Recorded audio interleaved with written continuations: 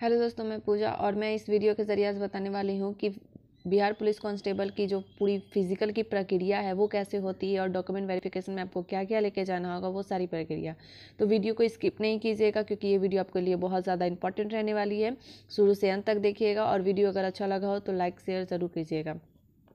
और अगर आप वीडियो पर नए हैं तो इसे सब्सक्राइब ज़रूर कीजिए ताकि मैं कोई भी वीडियो डालूँ तो उसका सबसे पहले नोटिफिकेशन आपके पास पहुँचे। तो चलिए मैं इस वीडियो को शुरू करती हूँ। बिहार पुलिस कांस्टेबल की जो वैकेंसी आई थी उसका रिजल्ट भी घोषित कर दिया गया है। फिजिकल का डेट भी अनाउंस हो चुका है। 28 जनवरी से बिहार पुलिस कांस्टेबल का फिजिकल होना है और बिहार पुलिस होमगार्ड का जो फिजिकल है वो 7 फरवरी से होना है। तो आप लोग इस डेट से कम 10 दिन पहले तक अपना सारा डॉक्यूमेंट रेडी करके रखिए, क्योंकि अगर आपका डॉक्यूमेंट रेडी नहीं होगा तो आपको फिजिकल क्वालिफाई हो जाने के बाद भी आपको निकाल दिया जाएगा, आपका जॉब नहीं हो पाएगा। इसीलिए प्लीज़ आप अपना डॉक्यूमेंट रेडी कर लीजिए। मैं आपको बताने वाली हूँ कि कौन कौन सा डॉक्यूमेंट आपको रेडी करना होगा। अभी भी आपके पास टाइम है, 1 महीना मैक्सिमम है, जो कि आप लोग अगर गांव में हैं तो जल्दी बन जाएगा। वैसे तो अभी ऑनलाइन सब चीज़ बन रहा है तो थोड़ा टाइम लगेगा, लेकिन जो भी अगर आप अभी तक नहीं बना है तो प्लीज़ तुरंत आज ही अप्लाई कर दीजिए, नहीं तो बहुत बड़ी गलती आप करने वाले हैं। तो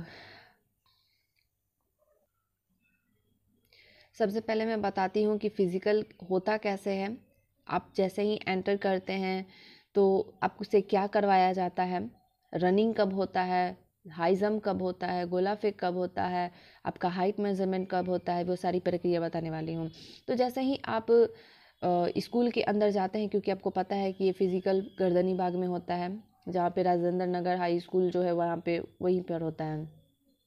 तो सबसे पहले आपको एडमिट कार्ड लेके जाना होगा। अब तो मास्क भी लेके जाना अनिवार्य कर दिया गया। आप सैनिटाइज़र लेके जाएंगे तो लेके जा भी सकते हैं, नहीं भी लेके जा सकते हैं, ये आप पे निर्भर करता है, क्योंकि वहाँ पे जाने के बाद अब फेंका ही जाएगा, क्योंकि आप सैनिटाइज़र लेके साथ में तो रनिंग नहीं कर सकते ना। तो सैनिटाइज़र का कोई वहाँ पे यूज़ नहीं है, वैसे आप अब लेके जा सकते हैं।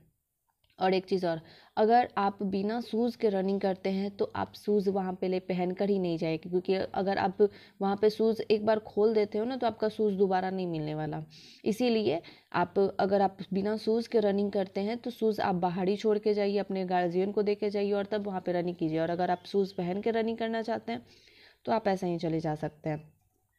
तो सबसे पहले आप एडमिट कार्ड लेके जाइएगा और वहाँ पे आपका एडमिट कार्ड चेक किया जाएगा। उसके बाद आपको दूसरे टेंट में लेके जाया जाता है। वहाँ पे आपको चेस्ट नंबर दिया जाता है, पैर में पायल की तरह चिप लगा दिया जाता है दोनों पैर में। फिर आपका वेरिफिकेशन होता है, ये स्कैनिंग होता है, आपका थंब प्रिंट का वेरिफिकेशन होता है, सब चीज़ होता है, जिससे पता चलता है कि आप किसी और के जगह पे तो रनिंग करने नहीं आ गए हैं, या फिर आपके एग्ज़ाम जो हुआ था रिटन एग्ज़ाम उसमें आपके जगह पे कोई और तो नहीं बैठ के आ गया था। तो वो सारी प्रक्रिया वहाँ पर देखी जाती है। जैसे ही आप वहाँ पे क्वालिफाई हो जाते हैं फिर उसके बाद आपको रनिंग के लिए 30 लोगों के कतार में खड़ा कर दिया जाता है। वहाँ पे थोड़ा देर वेट कराया जाता है, मतलब ज़्यादा से ज़्यादा 5 सेकेंड या फिर 10 सेकेंड। फिर उसके बाद आपको बारी बारी से रनिंग के लिए दौड़ा दिया जाता है। आपको अगर आप गर्ल्स हैं तो आपको 3 राउंड रनिंग करना होगा, मतलब 1000 का रनिंग होता है, और अगर बॉयज़ के लिए 1600 का रनिंग होता है। तो ये सारी प्रक्रिया है। जैसे ही आप रनिंग कंप्लीट कर लेते हैं फिर उसके बाद आपको दूसरे टेंट में जाके बैठाया जाता है, जिसमें कि आपको 10 मिनट तक वेट कराया जाता है। आप जो रनिंग किए हैं उसका टाइमिंग और कौन कौन लोग क्वालिफाई हुए हैं वो सारा रिपोर्ट आता है। 10 मिनट या 5 मिनट में ही आ जाता है। फिर वहाँ पे आपको आपका नाम अनाउंस किया जाता है। जो जो क्वालिफाई हो जाते हैं उनका नाम अनाउंस किया जाता है, और जो जो क्वालिफाई नहीं होते हैं उनको वहीं से गेट के पीछे के दरवाजे से आपको घर भेज दिया जाता है। तो वो प्रक्रिया हो जाने के बाद अगली प्रक्रिया आती है हाई जंप की। तो हाई जंप के लिए बैठाया जाता है तीसरे टेंट में, और वहाँ पर भी यही होता है। पहले 3 फुट का ये लगाया जाता है पाइप हाई जंप के लिए, और वह सारे बच्चे को 3 फुट ये हाई जंप करवाया जाता है। फिर उसके बाद 3-4 लगाया जाता है। पहले 3 फुट लगाया जाता है, फिर उसके बाद 3-4 लगाया जाता है, फिर 3-8 लगाया जाता है, फिर 4 लगाया जाता है। तो ये होता है गर्ल्स के लिए। और बॉयज़ के लिए है, सबसे पहले 4 फुट लगाया जाता है, फिर 4-4 लगाया जाता है, 4-8 लगाया जाता है, और फिर 4 सॉरी 5 लगाया जाता है। तो बारी बारी से ये सारे लगाए जाते हैं। जो जो बच्चे क्वालिफाई होते जाते हैं उसको रखे जाते हैं। मिनिमम आपको जो जंप करना है वो गर्ल्स के लिए 3 फीट है और बॉयज़ के लिए 4 फीट है। अगर आप ये क्वालिफाई नहीं करते तो आपको वहाँ से भी पीछे वाले गेट के दरवाजे से आपको घर भेज दिया जाएगा। और अगर आप 3 फुट भी क्वालिफाई कर जाते हैं तो आपको वहाँ पे रोक लिया जाएगा। फिर ये जो बच्चे हाई जंप भी क्वालिफाई कर जाते हैं उनको अब चौथे टेंट में गोला फेंक के लिए ले जाया जाता है, क्योंकि आपको पता होगा कि बिहार पुलिस कांस्टेबल में रनिंग, हाई जंप, गोला फेंक यही होता है। तो गोला फेंक के लिए ले जाया जाएगा, वहाँ पे आपको बैठाया जाएगा। जैसे जैसे आपका नंबर बच्चे का नंबर आता है वैसे वैसे उन लोगों को गोला फेंकवाया जाता है। अगर आप गर्ल्स हैं तो आपको 12 पाउंड का गोला दिया जाएगा और 12 फीट फेंकना होता है मिनिमम, और मैक्सिमम 16 फीट है। Yes 16 feet. तो अगर आप वहाँ पे भी मिनिमम आप 12 फीट फेंक लेते हैं तो उसके बाद आपको फिर हाई मेजरमेंट के लिए ले जाया जाता है। जैसे ही हाइट मेजरमेंट में हो जाता है तो उसके बाद आपको एक गेट पास दिया जाएगा और बोला जाएगा कि आपके पास जितनी भी डॉक्यूमेंट है वो आप लेकर आ जाइए। और हाँ, वो उसी रास्ते से आपको भेजा जाएगा जिस रास्ते से आपने एंटर किया है। अगर आप जाते हैं पीछे के दरवाजे से तो समझिए कि आप डिस्क्वालीफाई हो चुके हैं। और अगर आप उसी दरवाजे से जाते हैं जिस दरवाजे से आप एंटर करते हैं तो समझिए कि आप क्वालिफाइंग हैं।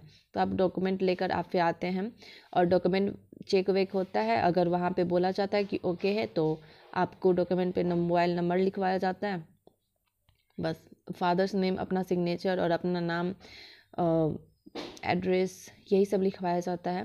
फिर उसके बाद आपको भेज दिया जाता है। तो डॉक्यूमेंट में आपको क्या लेके जाना होगा? आपको तो सबसे पहले 4 या 5 फ़ोटो लेके जाएंगे। फ़ोटो का वैसे वहाँ पे 3 काम ही होता है, लेकिन आप लेके चले जाइएगा 5-6। फिर उसके बाद आपको जाति, आय, आवासीय लेके जाना होगा। अगर आप बिहार के निवासी हैं तो आपको जाति मस्ट है लेके जाना। आप बिहार के निवासी तो आपके पास उसका प्रूफ भी होना चाहिए, जैसे आधार कार्ड, 10th का मार्कशीट। तो ये सब आपका प्रूफ होना चाहिए कि आप बिहार के निवासी हैं। अगर आपको छूट दिया जा रहा है तो आप आरक्षित क्षेत्र में हैं तो। फिर उसके बाद आपको लेके जाना होगा डेट ऑफ बर्थ सर्टिफिकेट। अगर आपके पास वो नहीं है तो प्रूफ के तौर पर आप 10th का मार्कशीट भी दे सकते हैं, कोई ज़्यादा इशू नहीं है। 10th का और 12th का पासिंग सर्टिफिकेट ज़रूर लेके जाइएगा, क्योंकि बहुत सारे लोगों को कन्फ्यूज़न होता है कि मार्कशीट लेके जाए कि पासिंग सर्टिफिकेट लेके जाए। तो अगर आपके पास पासिंग सर्टिफिकेट है तो आप पासिंग सर्टिफिकेट ही लेके जाइए, क्योंकि मार्कशीट आपका नहीं लेगा। और अगर आपके पास मार्कशीट, ये पासिंग सर्टिफिकेट नहीं है तो आप अगर हो सके तो आप स्कूल से इशू करवा लें, और नहीं फिर भी हो रहा है तो आप 10th 12th का बस मार्कशीट लेके जाएंगे तो भी आपका काम चल जाएगा। अगर आप बिहार के निवासी हैं और ओबीसी के कैटेगरी में आते हैं तो आपके लिए क्रीमी लेयर रहित सर्टिफिकेट भी लेके जाना होगा, जो कि यही तो बनवाने में बहुत ज़्यादा टाइम लगता है। अगर आपके पास ये नहीं है तो आपका फिज़िकल कंप्लीट हो जाने के बाद भी ये अधूरा ही हो जाएगा, क्योंकि यहाँ से इसके बाद आपको निकाल दिया जाएगा। एक चीज़ और बहुत ज़्यादा इम्पॉर्टेंट है कि अगर कोई लोग ऐसे हैं जो फॉर्म डालते समय अपना कैटेगरी गलती कर दिए हैं, या फिर अपना डेट ऑफ बर्थ गलती कर दिया, फिर अपने फादर्स नेम में गलती कर दी है, ये सब कोई भी अगर मिस्टेक किए हैं तो आपका वो सुधार, वहाँ पे आपका फिज़िकल कंडक्ट, मतलब फिज़िकल आपका कंप्लीट हो जाने के बाद भी डॉक्यूमेंट वेरिफिकेशन में आपको वहीं पे छाड़ दिया जाएगा और उसमें ना कोई सुधार नहीं होगा। हाँ, लेकिन अगर इसी की जगह पे आपका एड्रेस गलती हो रहा है या फिर कुछ इसी तरह से आधार 1-2 डिजिट गलत हो रहा है तो ये सब सुधार हो जाएगा। हापी डिपिट आपको गांधी मैदान से बनवाना पड़ेगा और वहाँ पे आपको बस प्रूफ के तौर पे देना होगा, आपका सुधार हो जाएगा।